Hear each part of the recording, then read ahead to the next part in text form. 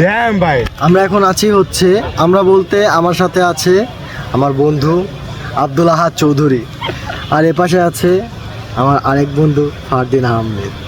তো আমরা এখন আছি হচ্ছে বুদ্ধিজীবী। তো আমরা এখন এখানে বসে আছি, কথাবার্তা বলতেছি, অনেক আনন্দ করতেছি, আর ওরা আমাকে পচাচ্ছে। তো যাই হোক, বিষয় না, আমরা আনন্দ করতে থাকি। তো আমার মাঝে মধ্যে কী সব কথাবার্তা বলে। এখন আছি আমরা হচ্ছে 10 নম্বর, আমার বন্ধু পরীক্ষা শেষ, ট্যুরে যাবে, তো সে শপিং করতেছে। যেখানে যাই কিছুই পছন্দ হয় না, তাও ঘোরাঘুরি করতেছে, এক দোকান দেখে আরেক দোকান। তো আমরাও ঘুরতে থাকি, কিছু করার নাই, একটার পর একটা দোকান সে ঘুরতেই আছে।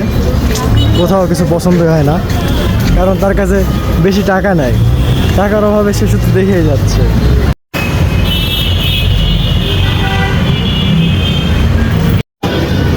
আমি আর আমার বন্ধু ঘোরাফেরা শেষ করে চলে আসছিলাম হচ্ছে 2 নম্বরে তান্দুরি চিকেন খাওয়ার জন্য।